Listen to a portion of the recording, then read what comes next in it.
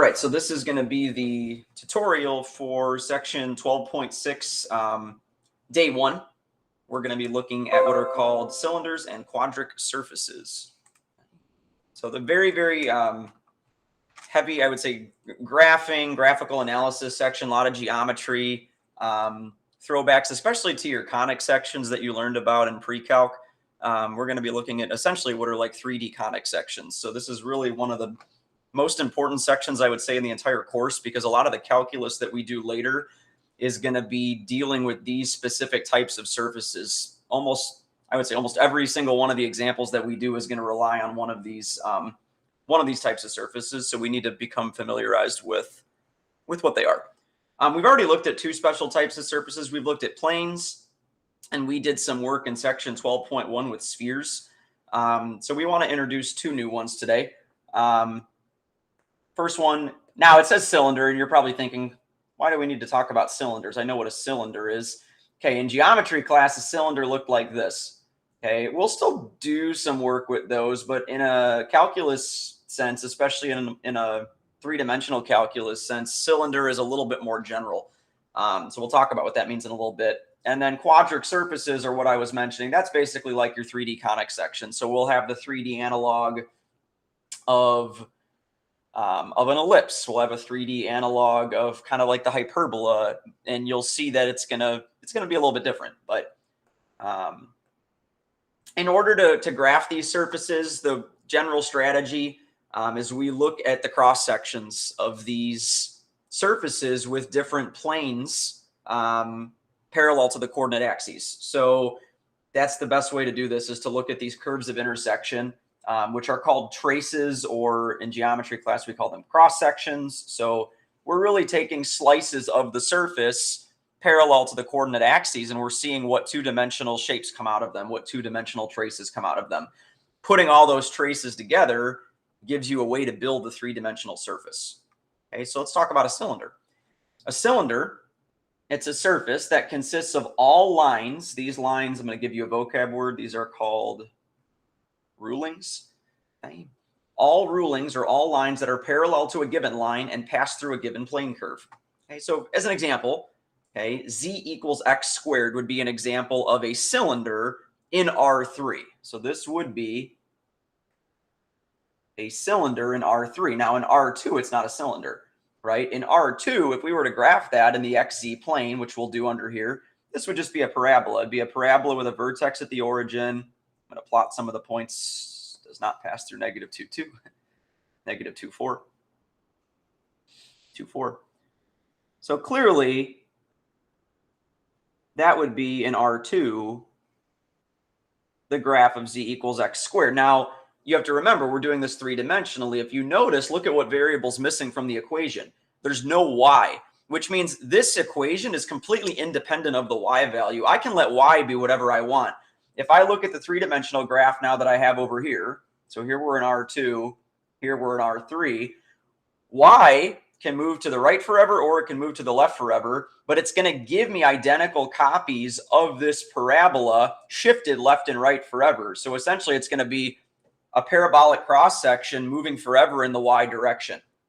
Okay, so that, you almost have to tilt your head now, because we're looking at the xz plane, which is kind of tilted off to the left. So I'm going to graph the one that we just did here. These are a little tricky to graph, and I'm not going to be super picky about your graphing skills as long as it looks somewhat correct. Okay, there's kind of, that's essentially what I graphed off to the left here in red. That would be my slice through the origin. But then there's no y, so y could be 1, y could be 2. So in that case, I'd end up getting a parabola, there's another one. And there's another. I just keep shifting it. I keep sliding it. And I've noticed I'm trying to keep these bars the same height, because what I'm going to do is I'm going to end up connecting. Let me put some green dots. I'm going to end up connecting these. And that's what the rulings are going to be that we mentioned, are going to be those lines that are parallel. That's what makes it a cylinder. I also want to include some negative y values. So I'm going to make some more. Oop, that one didn't turn out so well. And you'll get better at the graphing. If your graphs don't look perfect right now, don't worry.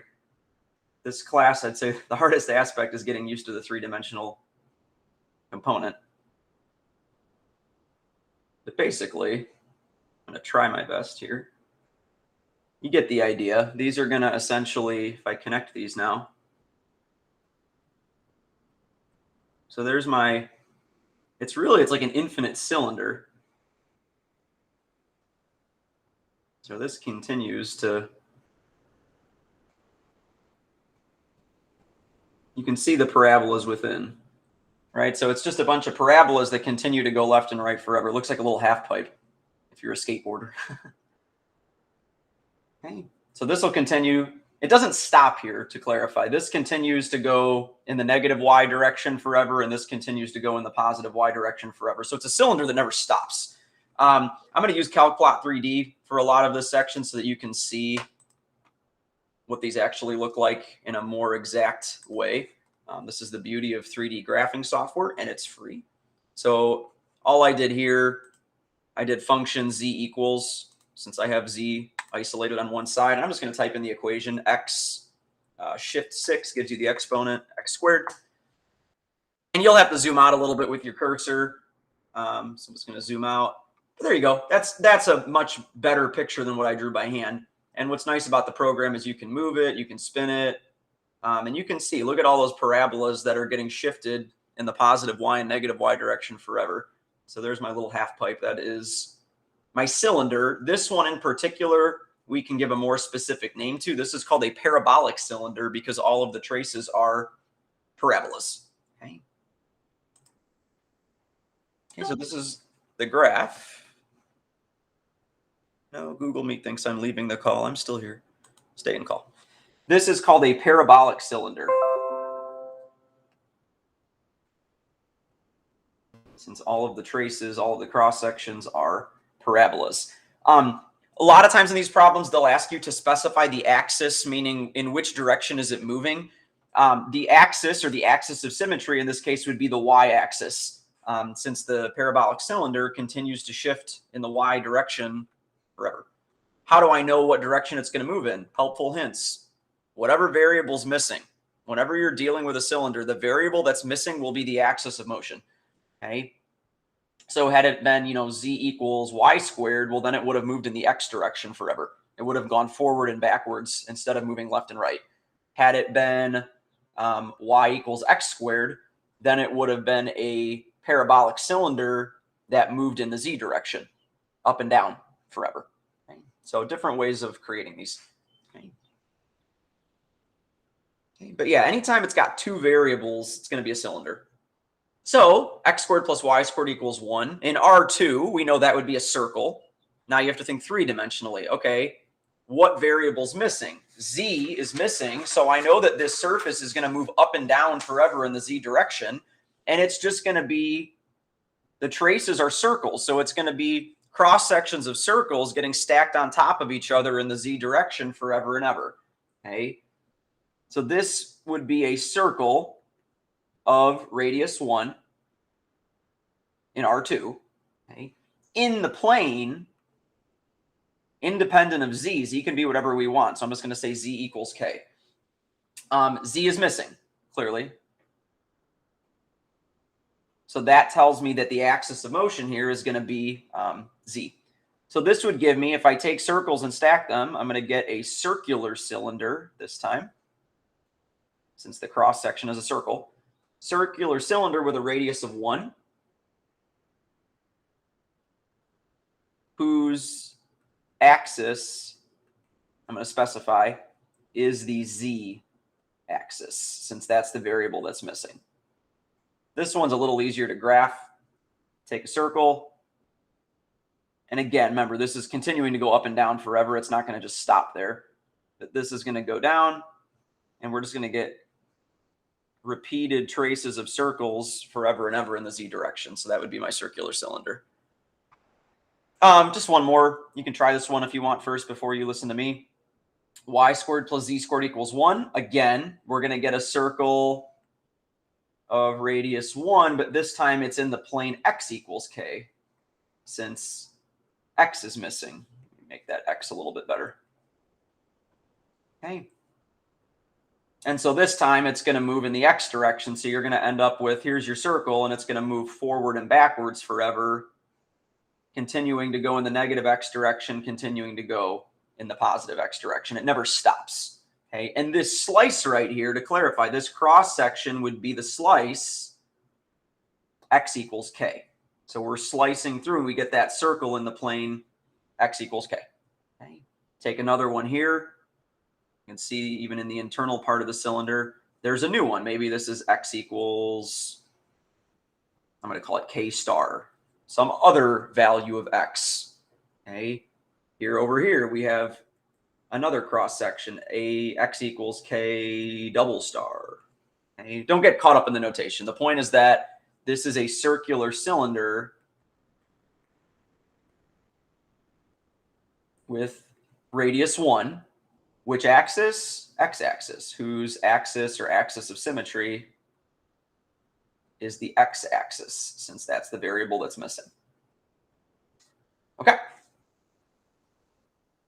And you can do these with sine waves. You can do these with cosine waves. I mean, they're all cylinders. The point is that there's a variable that's missing. That means that the surface is independent of that variable, and it's going to continue to move in the direction of that variable that's missing. Okay. So play with CalPlot 3D a little bit, you know. You can try out like z equals sine of x. What would that look like? Okay, so clearly you can see there's some sine wave traces there, but it's a three-dimensional looking sine wave. Okay, what would sine x plus cosine x look like? Okay, so still kind of curvy, still has that wave type pattern that you would expect from a trigonometric graph, but you know, clearly moving. Yeah, it's got that wave type pattern. So play around, you know, try some different ones to get a little bit of 3D intuition for what some of these cylinders would look like. You know, e to the x, what would that look like? There we go. Okay, there's our exponential graph. Okay, you can see the rulings here. There's a ruling, there's a ruling, there's a ruling. All of these cross sections are parallel to each other. So this would be another example of a cylinder. It just doesn't fit your mind's description of a cylinder that you learned about in geometry class. So a cylinder is a more general concept now. Okay. So then what if there is no variable missing? What if the equation has x's, y's, and z's? This is what we call a quadric surface. And really, the way I would describe these best is these are essentially like your 3D conic sections. So all those wonderful hyperbolas, parabolas, ellipses, circles, I don't think I missed any, that you graphed in pre-calc, now we're going to do them three-dimensionally. Don't get intimidated by what you see underneath here. We're never going to deal with one that has that many pieces. But this is the most general form you could graph. Okay, you know, if you were to pick values of those coefficients a through j, it would create one of these quadric surfaces. The more standard forms we're going to look at, we're not going to look at these cross terms with x's and y's and z's. That would basically rotate the shape. We're not going to deal with many that are rotated. So we're going to stick to ones where the variables don't have mixed terms. So we're going to have some where every variable is squared. So notice here, just kind of, I'm going to take some notes along the way as we go here. So if you look at the first set, I'm going to say all variables are squared. And then in our second set, I'm going to circle this one in a different color. Let's highlight it in a different color. Let's do blue. You'll notice in this one, only 2 variables are squared. Now, it doesn't have to be x and y that are squared. It could be y and z. It could be x and z, but this is just an example. And we'll see that some of this is, yes, using your knowledge of the conic sections that you learned about in two-dimensional space. You're going to have to know what those are. And so I posted a conics review sheet on Google Classroom to help you remember some of your key characteristics for each conic.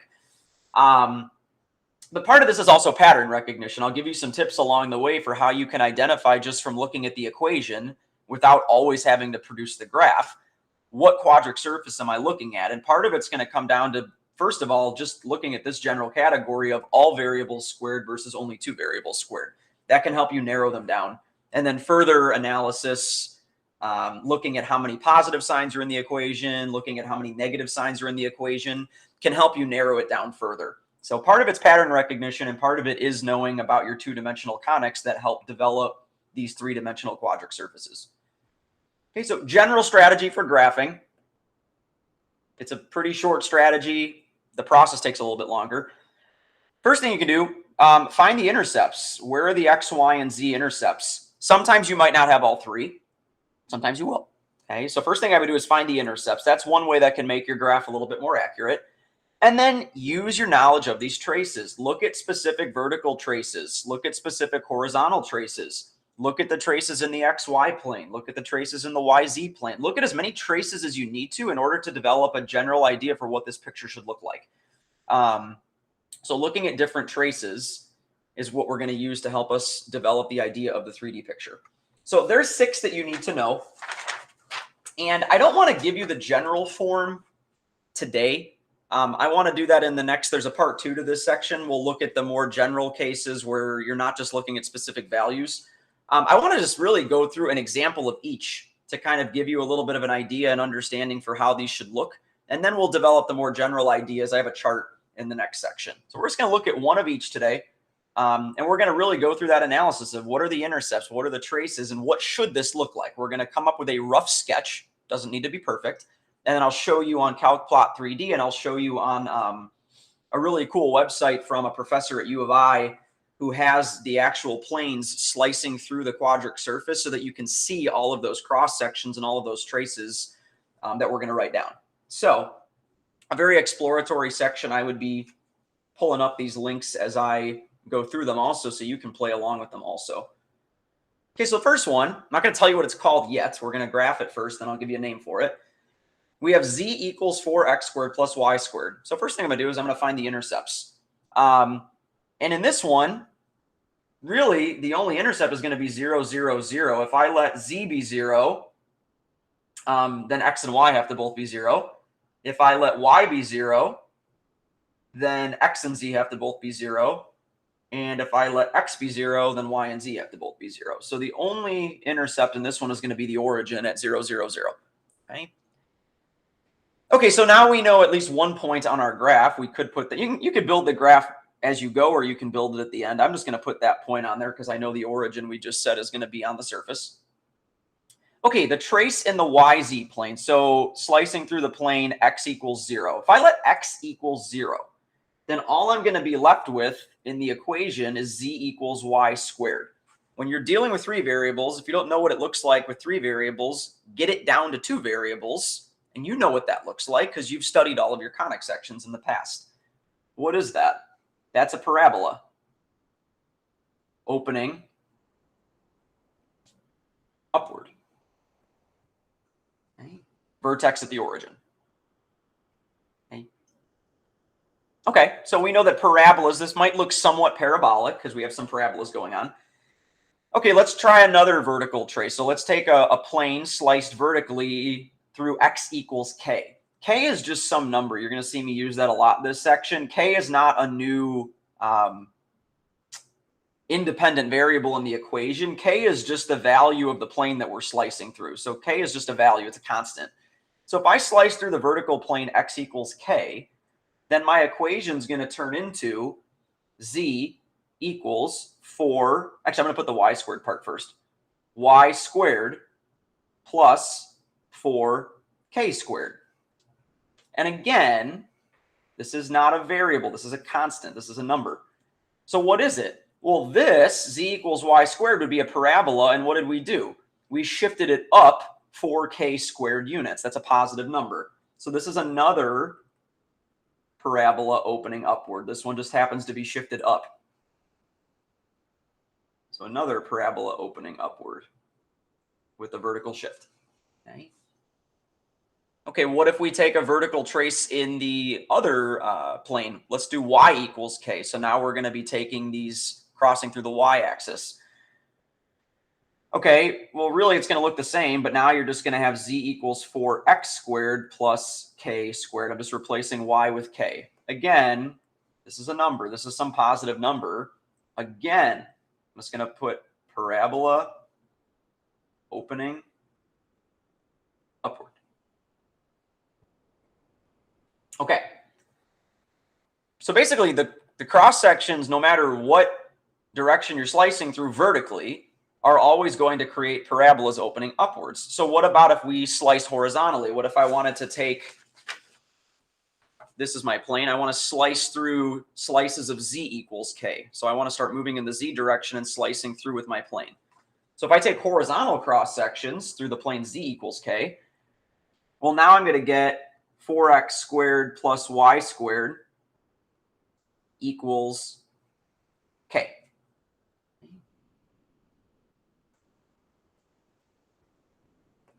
And this is going to create what? This is going to be, you think about your conics, this is an ellipse. Now, what's the one condition we have to place on k? We need k to be greater than 0. We can't have an ellipse when k is negative. And that would make sense because this is going to end up opening upwards when we graph it. We're not going to have anything below the xy plane. There will be no surface there. So as long as k is positive, it's going to place that one condition, we'll get an ellipse. So horizontally, we're getting ellipses. And vertically, whenever we take vertical cross sections, we're getting parabolas. And so what this is going to create is what's called an elliptic paraboloid. And so you're thinking, oh, that sounds a lot like parabola. It is. It's essentially, it's going to look like a bowl almost, not a hemisphere, but it's going to look like a three-dimensional parabola. And so it looks, if this was one of our cross sections here, it's going to graph a parabola. It doesn't need to be perfect. So there's one of them, and that's going to be joined then by, here's my elliptical cross section. If I slice through z equals k, this would be the plane z equals k slicing through that surface. There's my paraboloid. Okay, and I kind of want to make this a little bit curvier than I did. Do this again.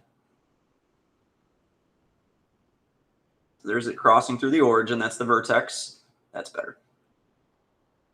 So there's my cup. That's my elliptic paraboloid.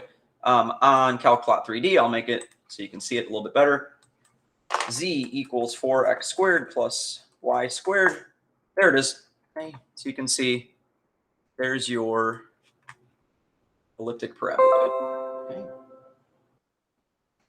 Okay, so there's my ellipses. You can see the parabolas in black along the blue surface here. If I move it this direction on purple, there's more parabolas. There's one, there's one, there's one. So those are your traces.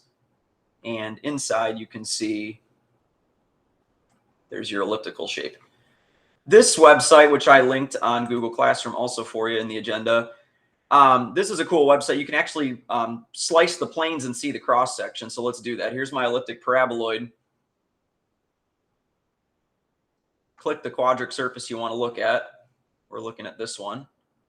And you can slice through different planes in x, y, and z. So like we said, if we slice through planes in x equals different values, we're going to get parabolas. And so if you look, there's the orange plane, and you can see the outline in orange is a parabola. So it's trying to show you what that two-dimensional trace is going to look like when you slice through that plane.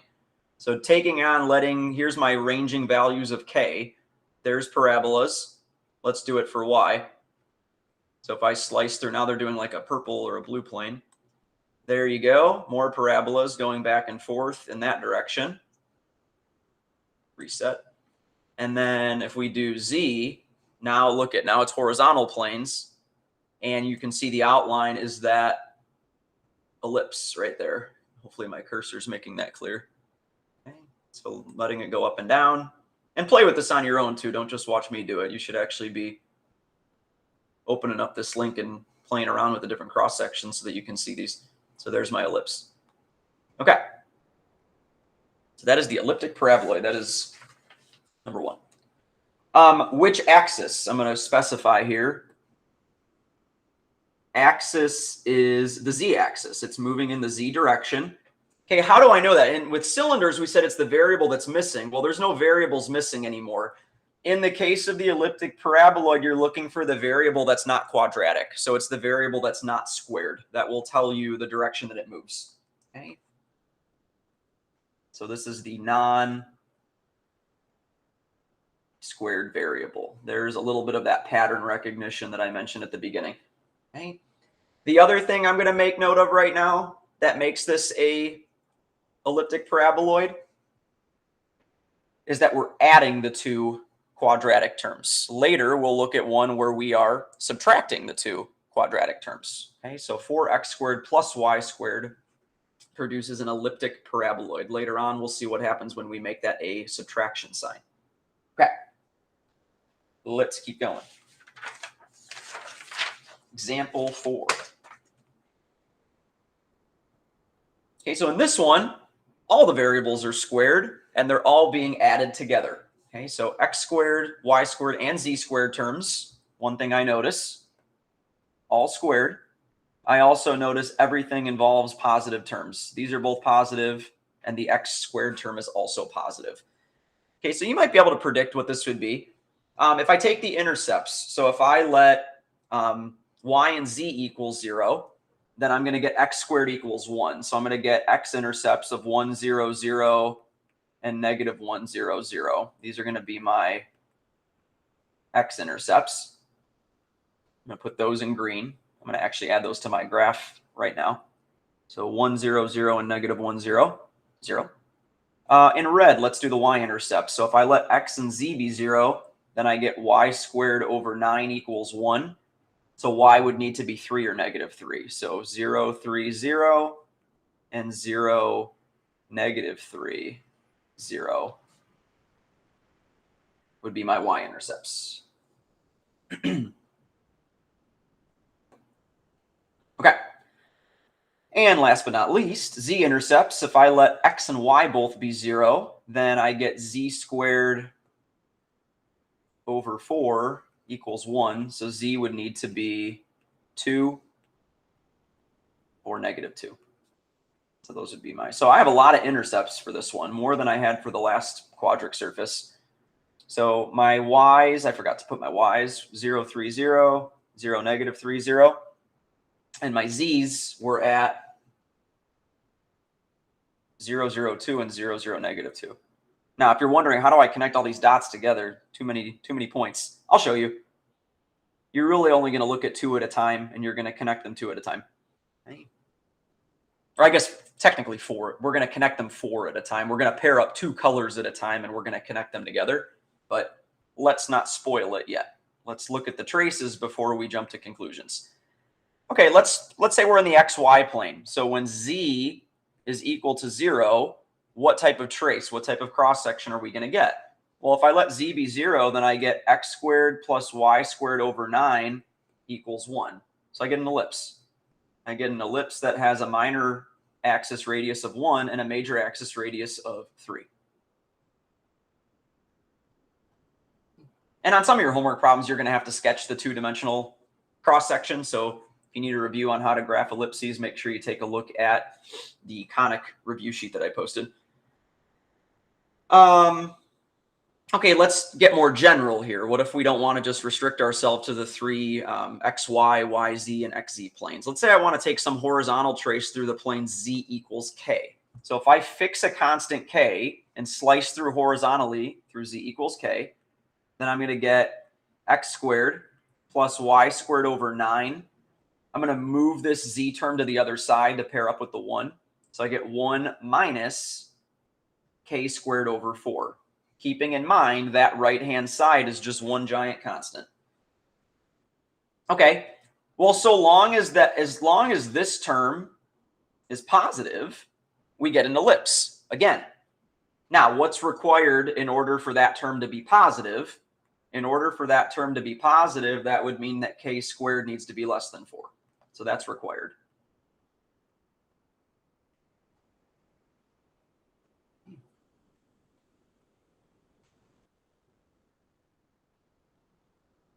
Okay. So it looks like we get another ellipse.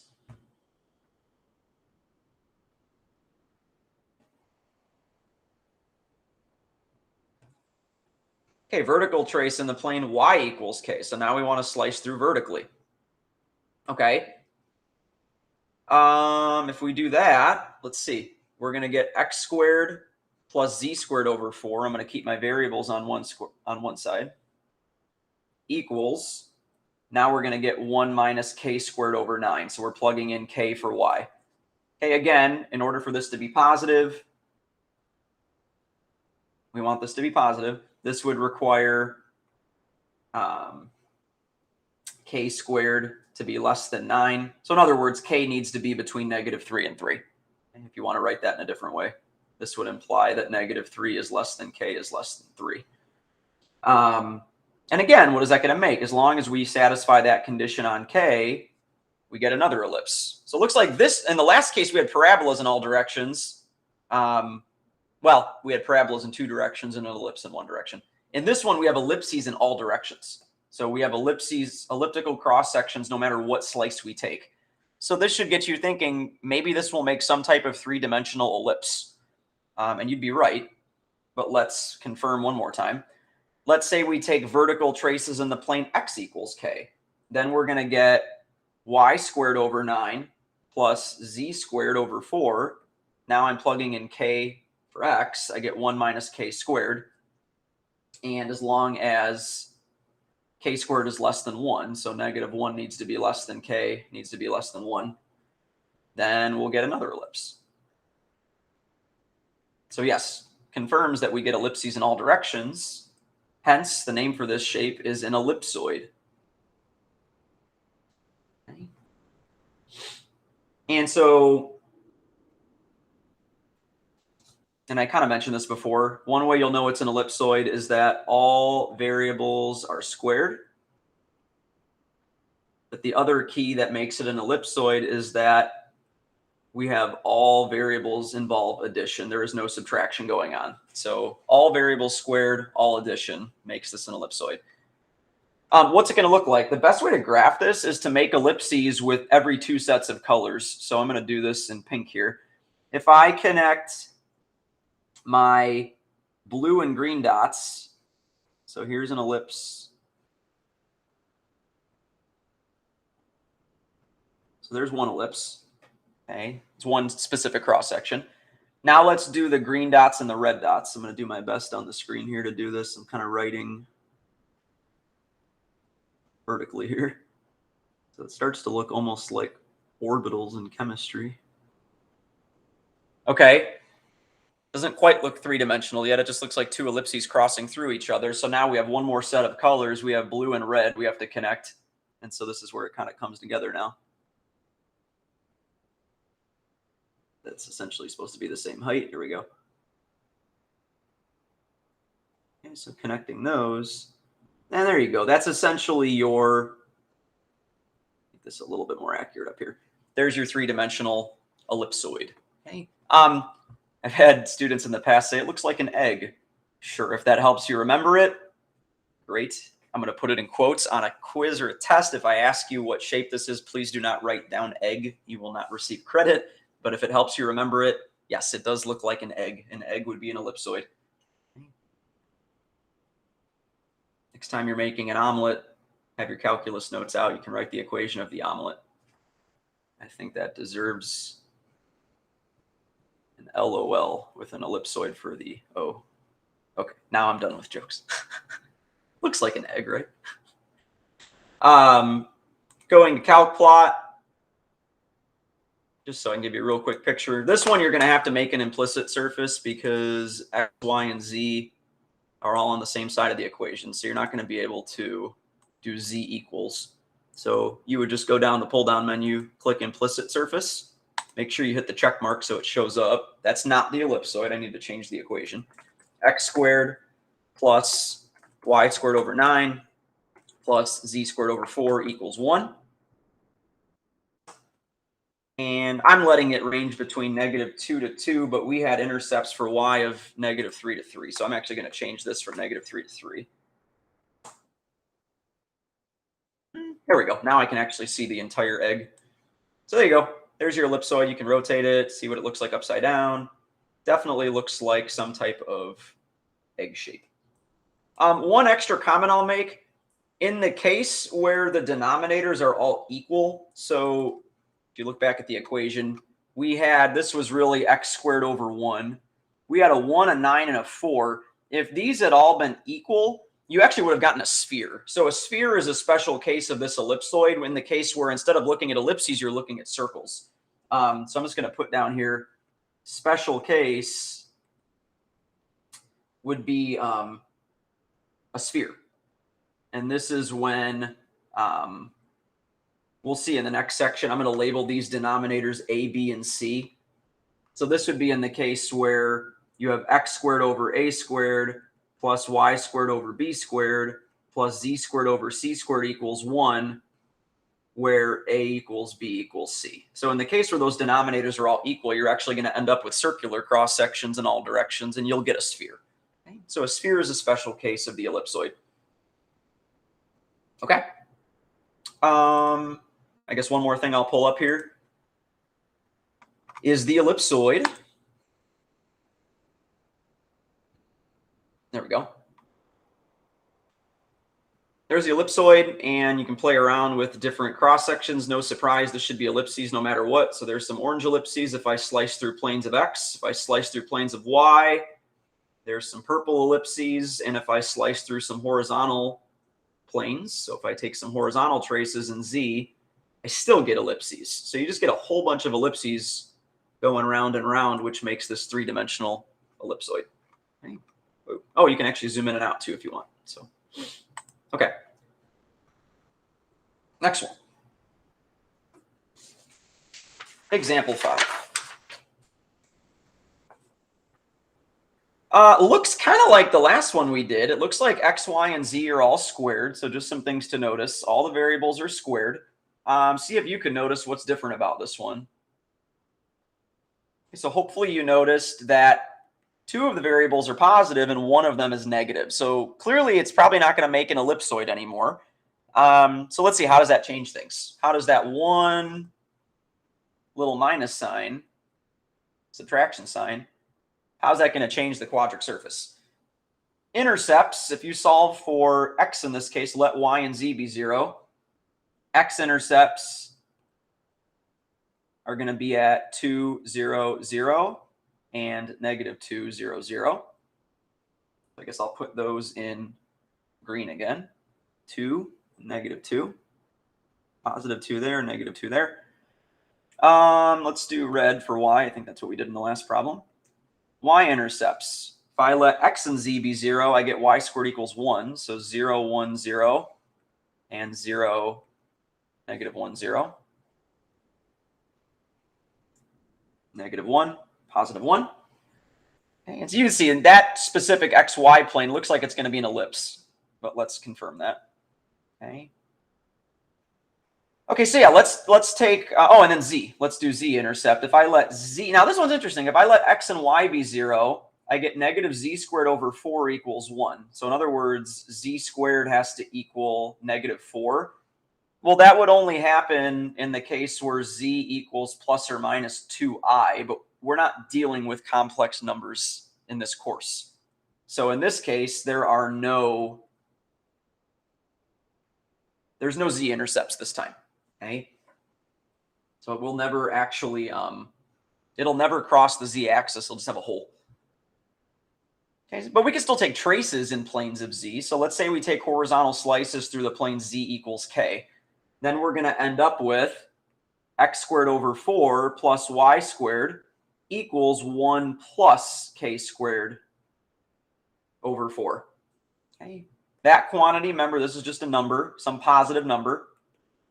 So this is going to give me an ellipse. If I take horizontal traces, I get ellipses going up and down. The trace in the xz plane. So in this case, I'm picking a specific value of y. We could have done general y equals k slices, but let's just stick to y equals 0. If y equals 0, y disappears from the equation. I get x squared over 4 minus z squared over 4 equals 1. That is not an ellipse. If you remember, when you have 2 variables that are squared and they are subtracted, this is a hyperbola. Okay. The direction it opens is going to be the variable that's positive. So since x is the positive variable, this is going to be a hyperbola opening in the x direction. If you wanted to sketch one, just as a little review, you could find the intercepts. It's going to cross the x-axis at 2 and negative 2. It's going to cross the z-axis at 2 and negative 2. Depending on who you took pre-calc with, you probably learned about the box. Nothing ever enters the box when you make a hyperbola. The diagonals of that box are the asymptotes of your hyperbola, and then it has to open in the direction of the positive variable. So in this case, you're going to get two branches to that hyperbola opening in the x direction, but not crossing the asymptotes. Had it been z squared that was positive, I would have had these opening up and down. So that's what the trace is going to look like in that specific plane. If I slice through the vertical plane y equals 0, I'm going to get a hyperbolic trace that looks like that. Okay. And actually, in any plane y equals k, I'm going to get hyperbolas, okay, similar to that. What if I slice through yz plane? So when x equals 0, if I take this vertical cross section, well, when x is 0, now I'm going to get y squared minus z squared over 4 equals 1. And this is, again, it's a hyperbola.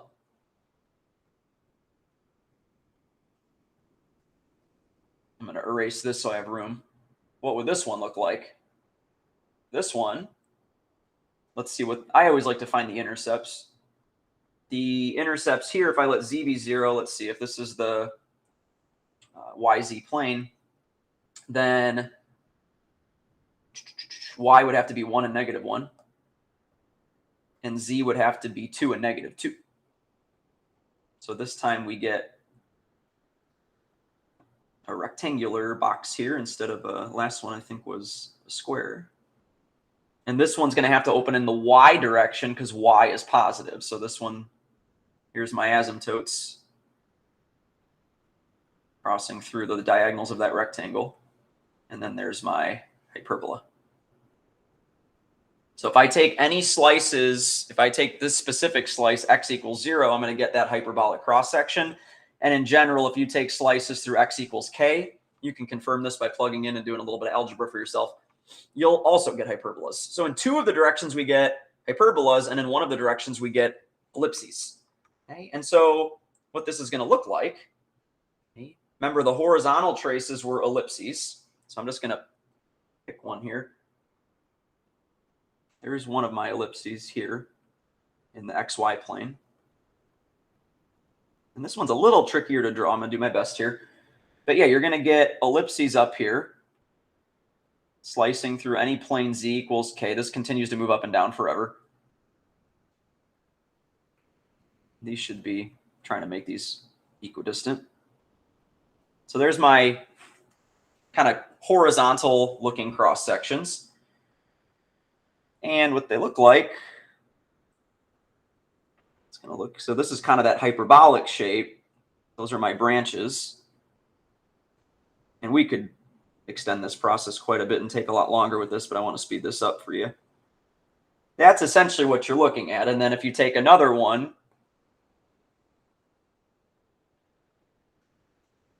now remember, it's not actually crossing through the z-axis. None of this motion along the z-axis has ever actually intersected because we had no z-intercepts. So sometimes what you'll see the book does is they'll put little dots here instead of making these solid. Maybe I'll show you that to clarify that it's never actually crossing that z-axis, but I'm not going to get super picky with that. Okay, just realize that it never actually touches the z-axis. Okay, and so there's your picture for this one. This is what's called a hyperboloid of one sheet. And so you're probably wondering, is there ever more than one sheet? And the answer is yes. We'll see that shortly. This is a hyperboloid of one sheet. If we graph it, just to give you a little bit more of an accurate picture here, let's see. What we got? X squared over 4 plus y squared minus z squared over 4 equals 1.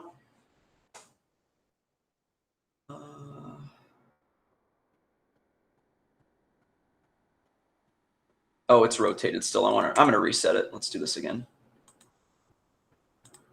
Implicit surface. There we go. X squared over 4 plus y squared minus z z squared over 4 equals 1. There it is. And so you can see, now you don't see the ellipses at the top. You'd have to create a separate equation if you wanted to see that ellipse. But there would be an ellipse on top and an ellipse on bottom. But remember, this is continuing to move up and down forever in the z direction. So that would be your hyperboloid of one sheet. Here is your, oh, stop moving. If you look at the traces on the website that I linked, hyperboloid of one sheet, like that.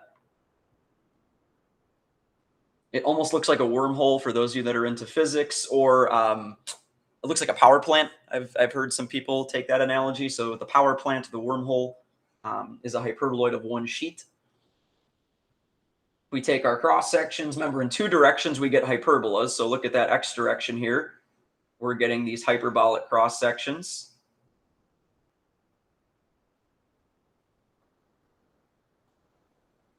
And if we do the y direction, more hyperbolas. Notice, depending on the value of k, they switch direction. So here I get hyperbola with branches opening up and down, and then all of a sudden at a specific point it changes and they open left and right. It's going to depend on your value of k that you choose. We didn't look at all possible values of k for this example, but you'd have to look at which value of k you're looking at. But you get hyperbolas. And then horizontally, it's probably even easy to see this because of the top. You can actually see the elliptical cross section. Maybe zoom out a little bit here.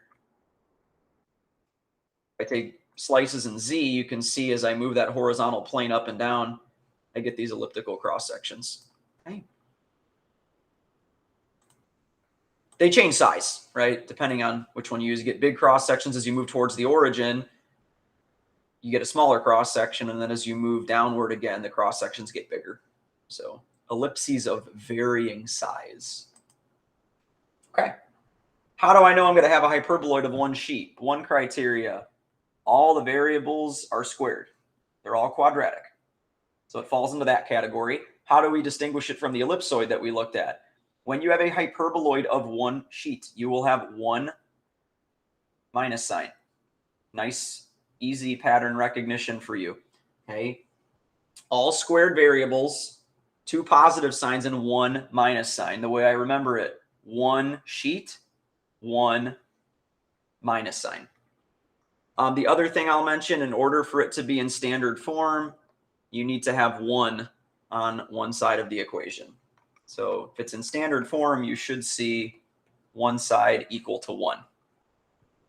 And you'll see why that's important, because in the next case, if it's equal to 0, we get something different. So for the hyperboloids, you want to have 1 on one side of the equation. Okay. How many we have left? Okay, we got 3 left.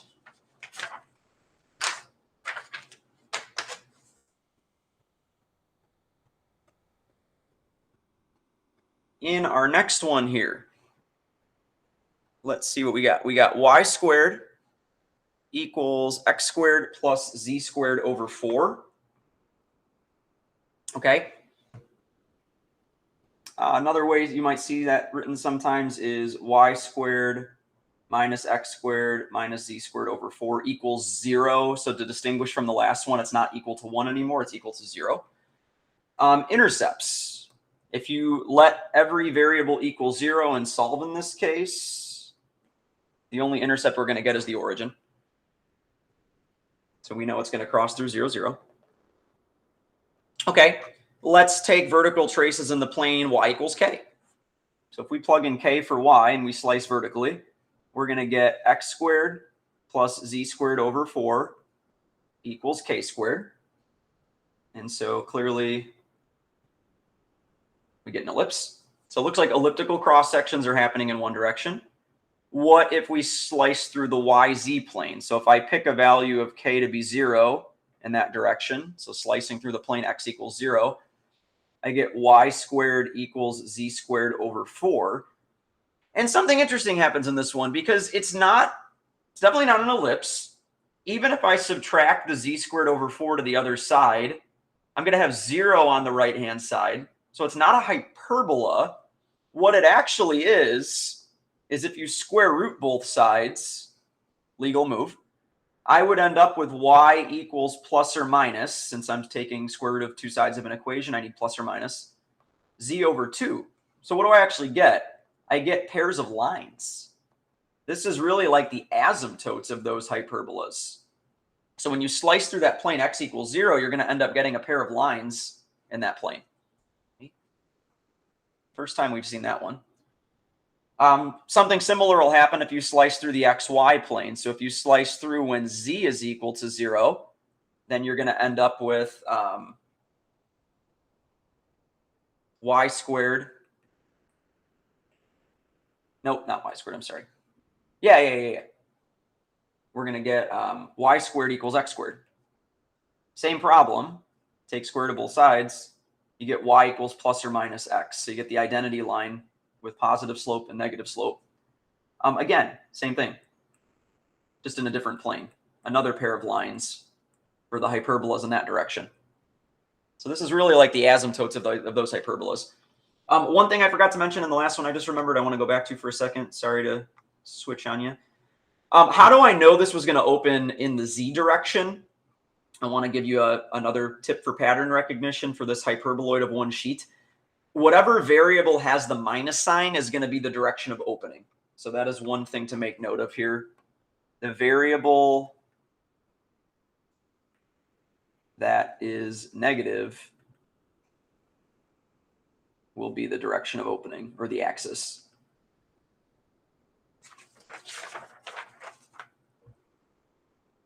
So this one would have an axis of the z-axis. Okay. And for the ellipsoid, we don't worry about that because it's not really opening in any direction. It's a completely closed figure, so we don't have to worry about that. Okay, so I wanted to mention that. The variable that's negative, the minus sign, is going to be the direction of opening, or the axis of symmetry. Okay, sorry. Switching back to this new one. So it looks like we get some pairs of lines. So then what if it's not 0, right? The special case here was because one of the variables just canceled out. What if we take traces in a general plane, vertical plane x equals k, or a general horizontal plane z equals k? Well, then what's going to happen is we're going to get y squared minus z squared over 4 equals k squared. Or in the case of the horizontal plane, z equals k, we're going to get y squared minus x squared equals k squared over 4. Regardless, in two of the directions, we're going to get hyperbolas. Okay. So keeping in mind here, we got some kind of crossing through pairs of lines. We have elliptical cross sections in one plane, and we have hyperbolic cross sections in two of the other directions. What this is going to end up making, let's see, in the y direction this time, we had the ellipse. And so what we're going to get, try to make these equidistant from each other here. Here's my lines. And again, I'm trying to shortcut this right now. You could get more exact with this, but this does the trick. So what's it look like? It looks like two cones side by side that intersect at the origin. And so this one probably has one of the simplest names. It's a cone. More specifically, because there's two parts to it, this is what we call a double-sided cone. Okay. Depending on what form it's written in, if you see the equals 0 with all of the squared variables, that's one indication that it's a cone. If it's not written with the 0 on one side, you'll have two variables squared on one side added together, and the other side will also have a quadratic variable. Had that just been a y, we would have had another elliptic paraboloid, right? Because one of the variables was linear in the case of the elliptic paraboloid. If you look back, I think it was our first example. Let's see. Yeah, the non-squared variable was one of the indications we had a paraboloid. So in this case, all of them are squared. The one that's isolated on one side is going to be the direction that it opens. So in this case, we're going to get, or if you look at it from this perspective, This one has two minus signs, right? The only one that's positive is y. That's going to be the direction it opens. If you look at it from this perspective in the green box, it's going to be the variable that's on the side all by itself. So they're all squared. On one side, they're being added together. And the one that's isolated on one side of the equation is going to be the direction of opening. So in this case, it's a cone. Again, these continue to go in the positive and negative y direction here.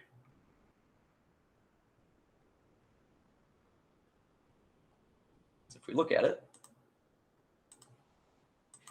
this would be y squared equals x squared plus z squared 4. And you don't see the end of the cone because it keeps going, but there you go. If you were to slice through the plane y equals, in this case, probably y equals 2 and y equals -2, because that's what I have my bounds set to, you would probably end up seeing the ellipse. But there's your double-sided cone. Probably a better view would be on the actual animation that I linked. They call it a double cone instead of a double-sided cone. Theirs, notice, is moving up and down because their isolated variable is z squared. Ours was y squared. Okay, remember in one direction, in two directions, we have hyperbolas. So there's my orange hyperbolas going, slicing through x equals k for their cone. Through y equals k, we get more hyperbolas going this way. And then in their situation, if they take horizontal cross sections through z, take a look, zoom out, you can see the ellipses created. Okay. And then when you hit the origin is the interesting case. When you hit the origin, you'll notice you have these orange lines and you have these blue lines. Those are the asymptotes. Those are those pairs of lines that we mentioned. When you hit that origin, you're going to get some lines going here and here, and you're going to get another pair of lines going this way and this way. So that's where the linear component comes in. Last thing I'll specify here, this is in the case where k does not equal 0. In the case where k was 0, we already saw that. Anything else I want to mention? Oh, what if you just wanted one part of the cone? So in this case, we had y squared equals x squared plus z squared over 4. What if I just wanted the right half of the cone where it's positive? Well, then I would just solve the equation for y, right? I'm going to get two branches. If I square root both sides, one branch would be square root of x squared plus z squared over 4. That would be the yellow branch of the cone. And if I pick a new color, let's do blue. What if I wanted this branch of the cone where it's negative y? Well, then I would just take the negative branch, negative square root of x squared. So you'll see that sometimes. Sometimes they might solve the equation for the variable to make it linear.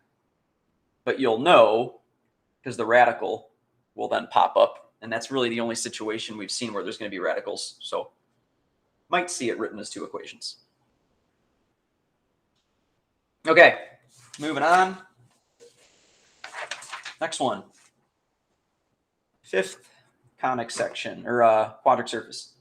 Z squared over 9 minus x squared minus y squared over 9 looks a lot like the hyperboloid of one sheet, except this time instead of having two positive signs, we have two negative signs, and we only have one positive sign. So this one, spoiler, is going to lead to what's called the hyperboloid of two sheets. And I know that because there are two minus signs and all of the variables are squared. In this case, they're all quadratic. Intercepts for this one, you're really only going to have z-intercepts. If you let z be 0 and y be 0, you're going to get imaginary roots for x. And if you let x and z be 0, you're going to get imaginary roots for y. You're going to get 3i and -3i. So the only intercepts you're going to have in this one, if you let x and y be 0, you're going to get z squared over 9 equals 1. So at 0, 0, 3 and 0, 0, -3, we are going to get z-intercepts. And we have no x and y intercepts.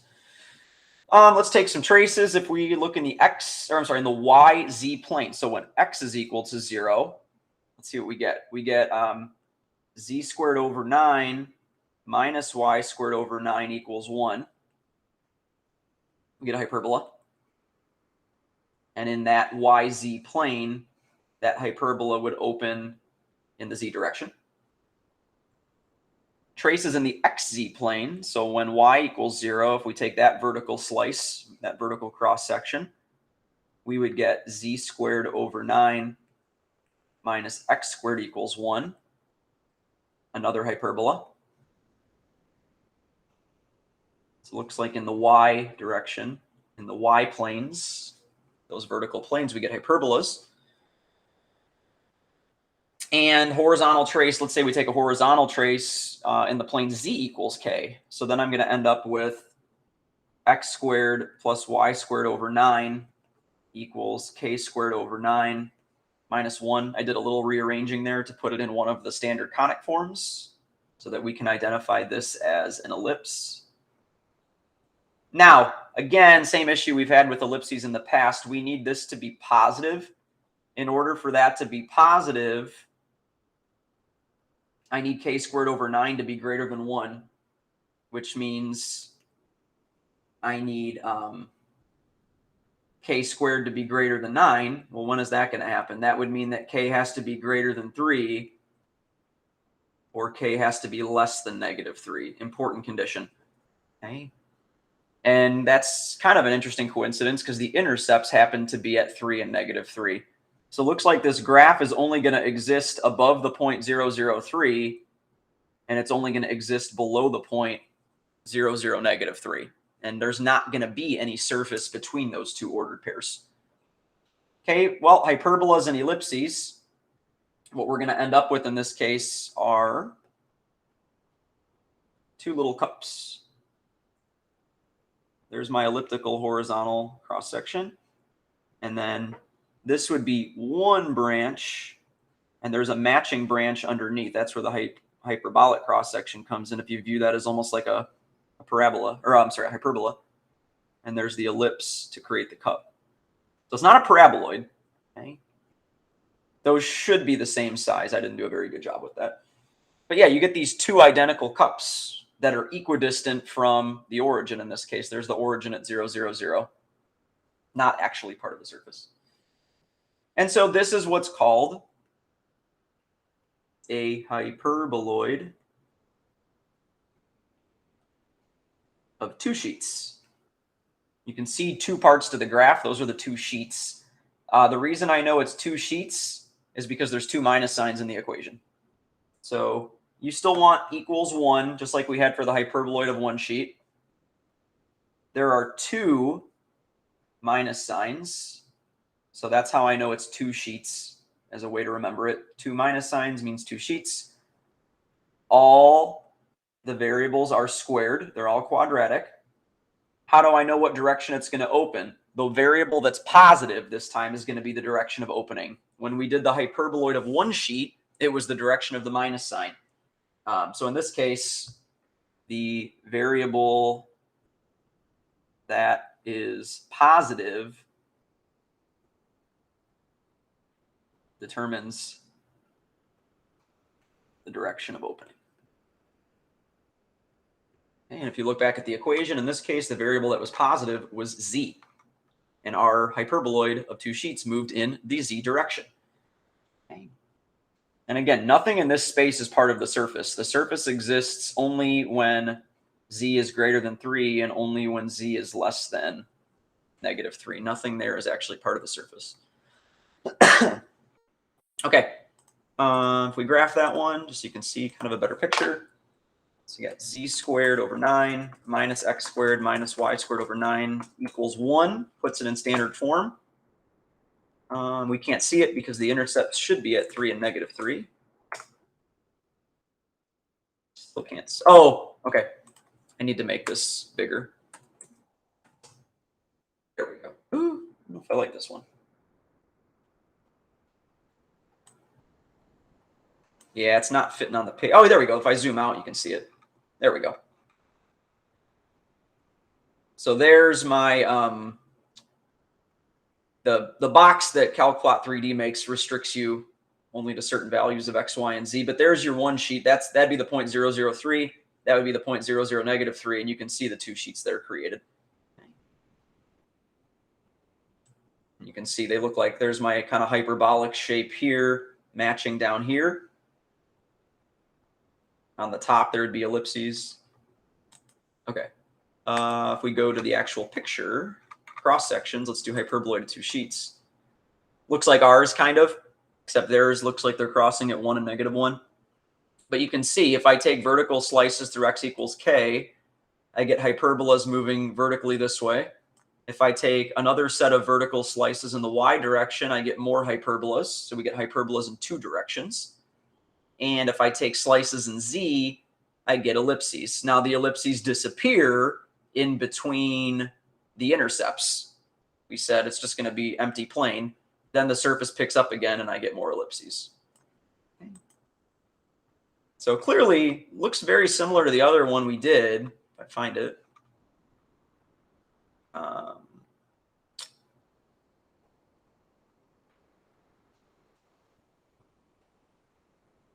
Yeah, but 2 minus signs makes a difference. You end up getting 2 branches, whereas before we only ended up getting 1 branch. Okay, last one. I'm going to end kind of the bookends, take us back to, if you remember, the very first example we did was z equals x squared. It was similar to z equals x squared plus y squared. That would have been an elliptic paraboloid whose axis was the z-axis, since that was the linear variable. Well, this looks very similar, except now we're doing, instead of y squared plus x squared, it's y squared minus x squared. So why the difference? What's going to be different now? Well, instead of having parabolas that open in one direction, you're actually going to have parabolas that open in opposite directions when you take those traces. And there's a reason why for this one, we're not going to graph this one by hand. It's tricky to do. There's videos out there you can use to do it, but I'm going to not expect you to be able to graph this surface by hand. Okay. So looking at this, if I take traces in x equals k, looks like I'm going to end up getting z equals y squared minus k squared, where k is a constant.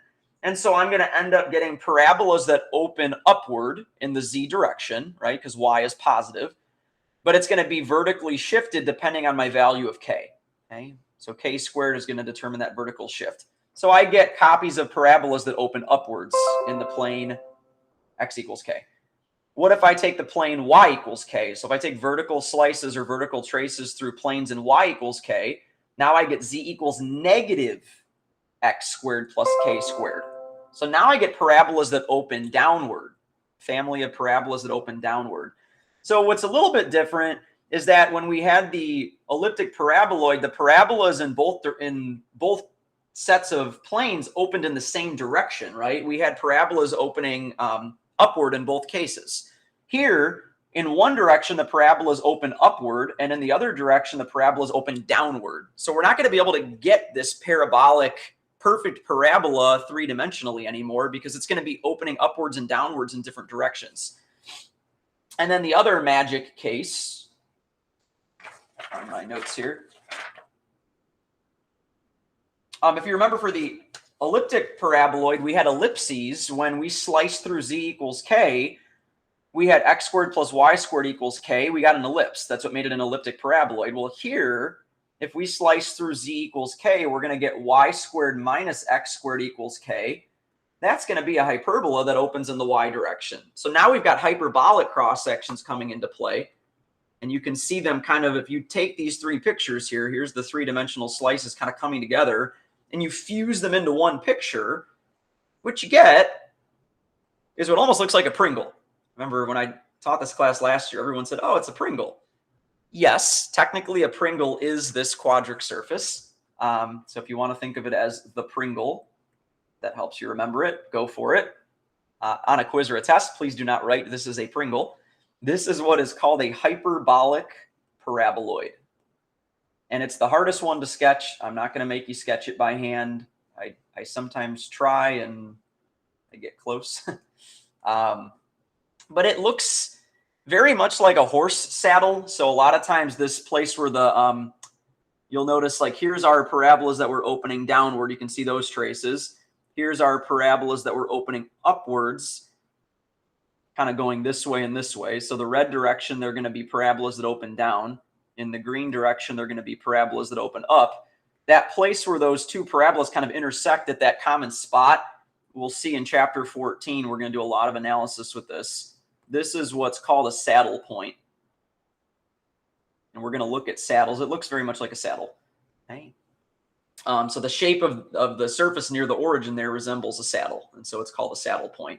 But this shape is called a hyperbolic paraboloid. And that kind of fuses the two conics together. It's hyperbolas in one direction, and it has these opposing parabolas in the other two directions. So we kind of, we name it based on all of the different cross sections we see. And that is your hyperbolic paraboloid. Here's the hyperbola, as you can see. If I slice through this plane, z equals k, you can see the hyperbola that's created there in blue. And you'd get identical hyperbolas, parallel hyperbolas going up and down forever. Again, hardest one to graph, but I think it's one of the coolest ones. And it's the one that we're going to do a lot of calculus on when we start talking about partial derivatives. It's very interesting because you get lots of different behavior for the partial derivatives depending on what direction you're looking at. So pretty cool stuff. Let's graph that one. So we have z equals, you could actually use the z equals feature for this one if you want, since z is isolated. But we get z equals y squared minus x squared. So there we go. If you turn it, you can see there's your saddle-looking shape. Very cool. There's my Pringle. If you've ever eaten a Pringle, next time you eat some Pringles, open up CalcPlot 3D to enjoy your snack. Write the equation of your Pringle. Now, interesting fun fact, why are Pringles shaped like that? It actually tells us here, Pringles were designed using a hyperbolic paraboloid to make them static in the packaging. Basically, it prevents them from cracking. It prevents them from breaking. It's the best design to ensure that you don't get cracked chips. So a little bit of geometry fun fact there for you. So there's my hyperbolic paraboloid. And it's going to be a minus sign. There are a couple things that distinguish it from the elliptic paraboloid. You still have a linear variable. The linear variable, the one that's not squared, is going to tell you the direction of opening. Okay. So in this case, it's going to open. Yeah, I'll make a couple notes here. One variable is not squared. And that variable is going to give you the direction of opening. So in this case, the one we did, it opened in the z direction, right? Looks like it was kind of opening up and opening down. Up and down. The two quadratic terms are subtracted, whereas with the elliptic paraboloid, they were added. So that's one difference also. Okay. So there's a lot of little rules. You're going to study this section quite a bit, and I've got quite a bit of extra practice resources. I've got a Desmos.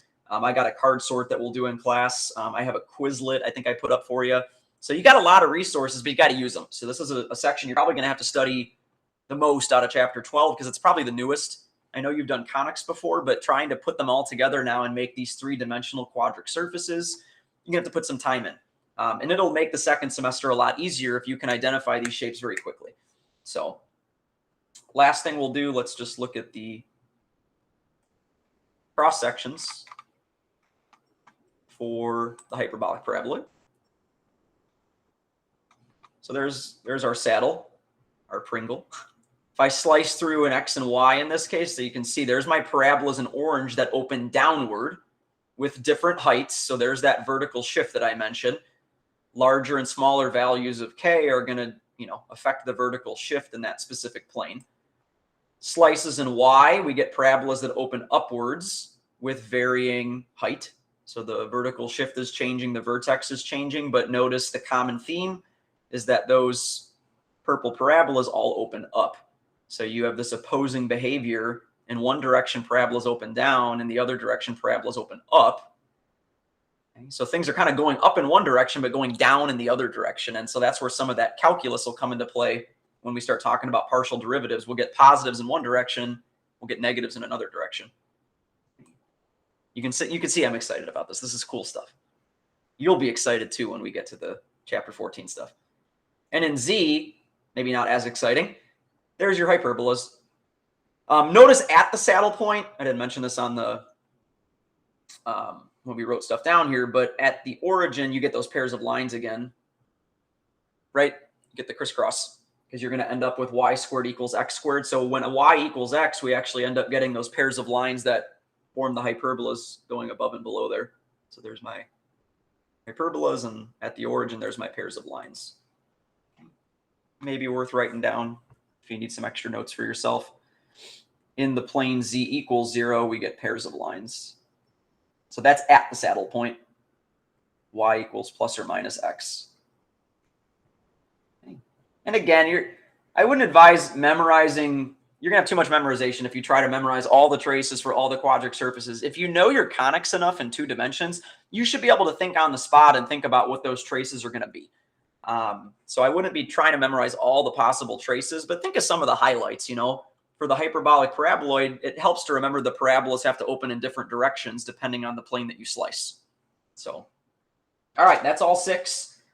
In the next part of the section, we'll look at some that have shifts, and then we're pretty much into chapter 13. So hopefully this was helpful. Play around with CalcPlot 3D. Play around with the animation that I posted from U of I's website. I think it'll really help you with this section quite a bit. All right, until next time. Happy mathing.